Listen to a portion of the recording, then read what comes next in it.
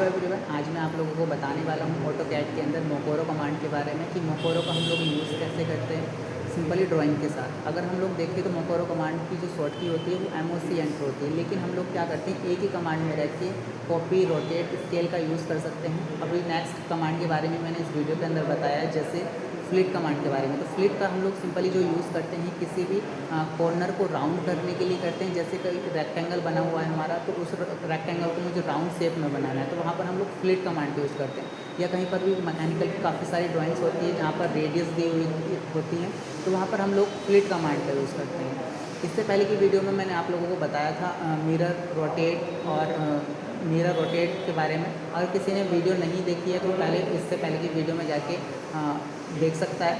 आइए अब हम लोग चलते हैं अपनी कंप्यूटर स्क्रीन पर। आ चुके हैं हम लोग कंप्यूटर स्क्रीन पर। आज मैं आप लोगों को बताने वाला हूँ एडिटिंग कमांड्स के बारे में। तो एडिटिंग कमांड्स की मैंने 2 वीडियो में पहले बताया है कि एडिटिंग कमांड्स का कैसे यूज़ करते हैं। अभी क्या है, कुछ एडिटिंग कमांड्स रह चुकी हैं, तो वो अभी मैं बताने वाला हूँ, जिससे कि हम लोगों की कोई भी अगर हम लोग ड्राइंग बना रहे हैं तो उसको ईजिली तरीके से कैसे बनाएं, कम टाइम में हम लोग कोई बड़ी ड्राइंग कैसे बना सकते हैं। तो वो सारी चीज़ें इन कमांड्स के अकॉर्डिंग ही बनती है, सारी एडिटिंग कमांड्स के अकॉर्डिंग। तो यहाँ पर सबसे पहले अगर मैं बात करूँ, जो आज मैं पढ़ाने वाला हूँ आप लोगों को, मोकोरो कमांड के बारे में बताने वाला हूँ। मोकोरो को हम लोग यूज़ कैसे करते हैं। अभी मैंने क्या किया है, कोई ऑब्जेक्ट बना दिया है। ऑब्जेक्ट बनाने की जैसे मैंने कोई एक सर्कल बनाया है। अभी क्या करना है, मोकोरो की जो शॉर्ट की होती है MOC एंटर होती है। MOC एंटर करने के बाद हम लोग क्या करेंगे, यहाँ से ऑब्जेक्ट को सेलेक्ट करेंगे, एंटर करेंगे। तो मैंने पहली वीडियो में बताया कि एंटर करने के लिए आप राइट क्लिक भी कर सकते हो माउस का। उसके बाद क्या करना है, बेस पॉइंट देना। तो बेस पॉइंट आपको पता होना चाहिए कि आपने ऑब्जेक्ट कहाँ से मूव करना है, कितनी डिस्टेंस पे करना है, तो वही आपको बेस पॉइंट देना होता है। बेस पॉइंट पे आपको क्लिक करना है। आप देखेंगे जितने भी आपको मैंने पहली वीडियो में सारे ये पढ़ाए हैं, मूव, कॉपी, रोटेट, ये सारी चीज़ें 3 कमांड मैंने आपको पहले ही बता दी है इसके अंदर। तो आप डायरेक्टली मोकोरो कमांड का यूज़ किया है, एक ही कमांड में रह के हम लोग काफ़ी सारे मतलब मूव, कॉपी, रोटेट का हम लोग यूज़ कर सकते हैं, स्केल का यूज़ कर सकते हैं। तो यहाँ से कैसे करते हैं हम लोग, जैसे मूव पर क्लिक करना है। पहली वीडियो में मैंने आपको ये भी बताया था कि जैसे यहाँ पर स्टार्टिंग के जो वर्ड आ रहे हैं वो कैपिटल में आ रहे हैं। जैसे M लिखा हुआ है, मूव का कॉपी का C लिखा हुआ है, तो यहाँ पर क्या होता है कि आप M एंटर करोगे तो डायरेक्टली आप मूव कमांड के अंदर जा सकते हो, या डायरेक्टली आप क्लिक भी करोगे। उसके बाद यहाँ से आपको कितनी डिस्टेंस वैल्यू डालनी है, आप डिस्टेंस डाल सकते हो। कितनी आपको डिस्टेंस पर आपको कॉपी करनी है, जैसे मैंने 20 डाल दी है, तो यहाँ पर मूव करना है तो मूव आपका हो जाएगा ऑब्जेक्ट। उसके बाद क्या करना है, जैसे आपको कॉपी करना है, कॉपी पे क्लिक कराओ। कितनी डिस्टेंस पर आपको इसकी कॉपी करनी है, जैसे 40 पे डालना है तो 40 पे आप डाल सकते हो। आप कितनी भी आप नंबर ऑफ कॉपी कर सकते हो। उसके बाद आपको डिस्टेंस डालते हुए रहना है, फिर एंटर करना है। एंटर करने के बाद यहाँ पर आता है रोटेट का ऑप्शन। इसको कितने एंगल पे रोटेट करना है, अभी सर्कल है तो गोल इसमें ऐसे दिखेगा नहीं, यहाँ पे डायरेक्टली फिलहाल मैं डाल के आपको दिखा सकता हूँ। 45 पे डालते हैं तो ये 45 एंगल पे हम लोगों का सर्कल जो है वो रोटेट हो चुका है। नेक्स्ट बात करते हैं स्केल। स्केल के बारे में मैं आप लोगों को आगे भी बताने वाला हूँ। स्केल क्या होता है, किसी भी ऑब्जेक्ट को छोटा या बड़ा करने के लिए हम लोग यूज़ करते हैं। काफ़ी इंपॉर्टेंट कमांड है। जैसे मैंने स्केल पे क्लिक किया, अभी स्केल पे क्लिक करने के बाद यहाँ पर फैक्टर डालने पड़ते हैं। जैसे मैंने यहाँ से डाल दिया 2 और एंटर। अभी जो मेरा पहला ऑब्जेक्ट बना हुआ था, जैसे ये बना हुआ था, इसी की कॉपी लगाई हुई थी, तो उसका 2 गुना बन चुका है ये। तो यहाँ पर फैक्टर वैल्यू डालनी पड़ती है। अभी नेक्स्ट बात करते हैं, यहाँ पर आता है बेस का ऑप्शन।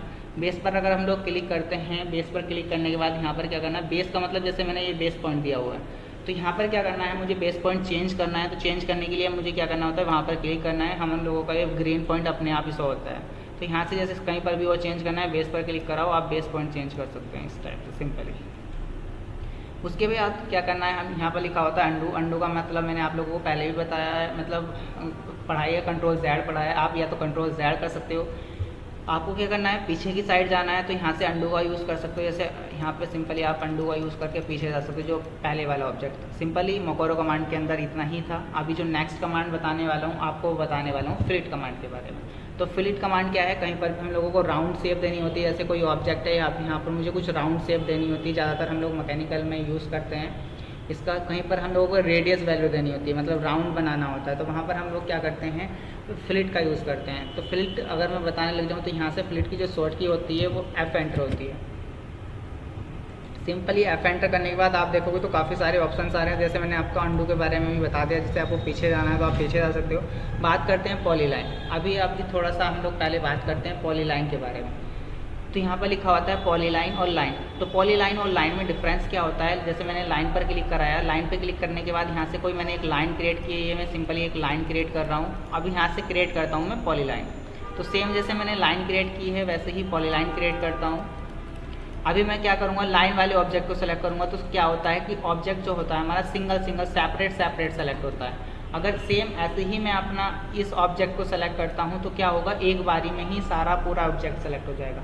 तो आप कभी भी आप रेक्टेंगल बनाते होंगे तो पूरा एक मतलब एक टाइप से आप अगर सेलेक्ट करते होंगे तो पूरा एक बार में सेलेक्ट हो जाता है। तो क्योंकि वो आपका एक ऑब्जेक्ट जो होता है वो पॉलीलाइन से बना हुआ होता है। आई होप समझ में आ गया होगा लाइन और पॉलीलाइन में डिफरेंस। अभी क्या है, मैंने इसको डिलीट कर देते हैं। अभी क्या करना है, मुझे कोई एक रेक्टेंगल बनाना है, क्योंकि फिलेट कमांड के अंदर पॉलीलाइन का ऑप्शन आ रहा था। जैसे मैंने कोई अपना डायमेंशन या अभी मैंने रेक्टेंगल के बारे में आपको पहले बता चुका हूँ कि रेक्टेंगल कैसे बनता है, तो वो पहली वीडियो थी।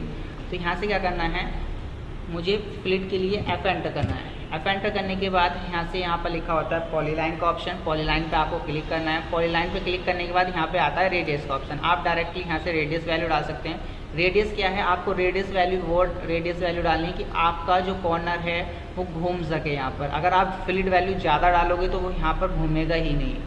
तो यहाँ से क्या करना है, जैसे 2020 का मैंने ये मतलब 2020 का बना हुआ होगा, यहाँ पर अगर नहीं बना हुआ है तो हम बना सकते हैं। सिंपली मैं डायमेंशन के अकॉर्डिंग कोई रेक्टेंगल बनाता हूँ। डायमेंशन पे क्लिक कराएंगे। फिलहाल मैं यहाँ पे 20x20 का डाल देते हैं। लेंथ मैंने 20, विड्थ 20 डाल दी है, एंटर। तो ये एक रेक्टेंगल बना हुआ है, यहाँ पर क्लिक करा देते हैं। अब मुझे इसमें फिलेट लगाना है, F एंटर करना है। F एंटर करने के बाद यहाँ पे लिखा होता है पॉलीलाइन का ऑप्शन। पॉलीलाइन के बाद रेडियस का ऑप्शन आता है। रेडियस पे जब हम लोग क्लिक करते हैं, क्लिक कराने के बाद यहाँ से रेडियस वैल्यू डालनी है। तो 20 से हम लोग को कम ही वैल्यू डालनी है, ज़्यादा से ज़्यादा। तो यहाँ से जैसे मैंने 5 डाल दिए, फिलहाल एंटर करते हैं और इस ऑब्जेक्ट को हम लोग पिक करते हैं। तो अभी क्या होता है, देखो आप कॉर्नर पूरे जो होते हैं पूरे राउंड शेप में आ चुके हैं। अभी अगर आप वैल्यू ज़्यादा डालोगे तो यहाँ से कॉर्नर ऐसे होते हुए चले जाएंगे। तो कभी कभी ऐसा होगा, ज़्यादा वैल्यू डालोगे तो फिलेट लगेगा ही नहीं। तो यहाँ पर क्या होगा, जैसे मैंने फिलेट लगाने के लिए यहाँ से क्या किया, अभी वैल्यू डाल दी और यहाँ पर पूरे कॉर्नर जो हैं वो पूरे राउंड शेप में आ चुके हैं। तो यहाँ पर कोई भी अगर राउंड शेप बनाने के लिए हम लोग यूज़ करते हैं, या तो आपको मैंने पहले बताया हुआ है कि आर्क में जाके यहाँ पर जो एक सर्कल होता है, यहाँ पर 10 रेडियस, आप इसका भी यूज़ कर सकते हैं या इसका यूज़ कर सकते हैं। नेक्स्ट इसी में जो आता है नेक्स्ट ऑप्शन आता है, जैसे कोई एक ऑब्जेक्ट बना हुआ है मेरा। अभी नेक्स्ट हम फिलेट कमांड लगाएंगे, F एंटर। इसमें नेक्स्ट ऑप्शन आता है रेडियस का। तो रेडियस पे क्लिक कराएंगे। रेडियस पे क्लिक कराने के बाद यहाँ पर ऑप्शन आता है रेडियस डालने का। तो यहाँ पर क्या हुआ, पहले वाला जो लिखा हुआ था पॉलीलाइन, मतलब एक जॉइन ऑब्जेक्ट के लिए था वो, जैसे अगर रेक्टेंगल बना हुआ। अभी क्या है, जैसे रेडियस लिखा हुआ है, ये सिंगल ऑब्जेक्ट के लिए होता है। जैसे 1 by 1 कोई आपको एक ही कॉर्नर का फिलेट लगाना है, जैसे मैंने यहाँ पर डाल दिए 6 डाल दिए, एंटर। उसके बाद यहाँ पर क्या करेंगे, फर्स्ट लाइन को सिलेक्ट करेंगे, सेकंड लाइन को सिलेक्ट करेंगे। तो यहाँ पर ये मेरा फिलेट लग चुका है। एज ए सेपरेट ऑब्जेक्ट के लिए हम लोग इसका यूज़ करते हैं। इसके अंदर रेडियस का ऑप्शन आता है। ओके, नेक्स्ट बात करते हैं हम लोग, एंटर करेंगे। एंटर करने के बाद यहाँ पर मैंने आपको 3 ऑप्शन ही बता दिए, अंडू, पॉलीलाइन, रेडियस। तो बात करते हैं ट्रिम। अभी आप देख रहे होंगे जो आपका ऑब्जेक्ट है वो आपका डायरेक्टली यहाँ पर जो कोने आ रहे थे वो अपने आप ट्रिम हो रहे हैं। तो यहाँ से जो ऑप्शन है वो ऑन हो रहा है। तो अभी क्या करना है, अगर आप ऑफ करना चाहते हैं, आप अपने कोने नहीं, आप जो कॉर्नर आ रहा है वो आपको ट्रिम नहीं करना है, तो ट्रिम पे ही जाएंगे और यहाँ पर जो लिखा हुआ था आप नॉट ट्रिम पे क्लिक कराएंगे। और फिर उसके बाद आप रेडियस वैल्यू डालना चाहते हो रेडियस डाल सकते हो। अगर नहीं डालना चाहते हो तो आप सिंपली क्या करोगे, यहाँ पर जो पहले की रेडियस है वो बाय डिफॉल्ट अपने आप ले लेगा। फर्स्ट लाइन को सेलेक्ट करेंगे और सेकंड। अभी आप देखेंगे तो जो आपका कॉर्नर है वो आपका ट्रिम नहीं हो रहा है। अभी क्या था, उससे पहले आपका पूरा कॉर्नर ट्रिम हो रहा था, जैसे यहाँ पर ट्रिम हो रहा था।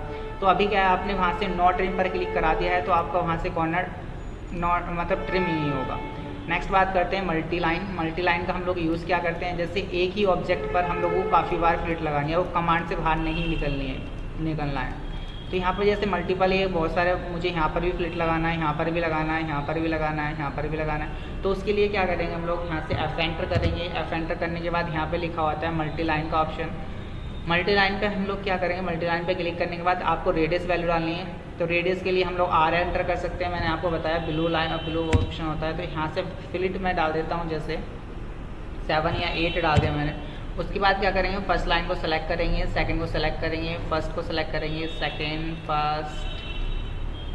First second. अभी यहाँ पर क्या हुआ है, वो ऊपर की साइड को मुझसे क्लिक हो गया था, फर्स्ट सेकंड। इस टाइप से आप देख रहे हो कि यहाँ पर अभी कभी अगर आपने रेडियस वैल्यू ज़्यादा डाल दी तो इस टाइप से काउंट हो सकता है। तो यहाँ पर लगाना है, यहाँ पर आप फिलेट लगा सकते हो। अभी अगर आप यहाँ से ट्रिम में जाके ट्रिम पर क्लिक कराओगे तो यहाँ से आपका जो ऑब्जेक्ट होगा वो ट्रिम होना स्टार्ट हो जाएगा।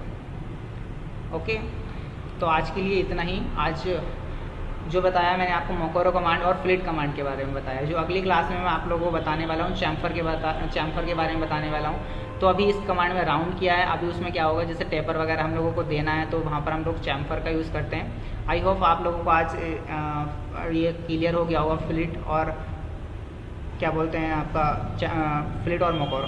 अगर किसी का भी कोई क्वेश्चन रहता है तो वो कमेंट बॉक्स में डाल सकता है, जिससे कि मैं आप लोगों का जो कोई क्वेरी रहेगी तो मैं आप लोगों को सॉल्व कर सकूँ। थैंक यू सो मच, आज के लिए इतना ही। अगर किसी स्टूडेंट ने वीडियो को लाइक एंड सब्सक्राइब नहीं किया है तो वीडियो को लाइक एंड सब्सक्राइब कीजिए। जुड़े रहिए हमारी वीडियो के साथ, बने रहिए। Thank you so much.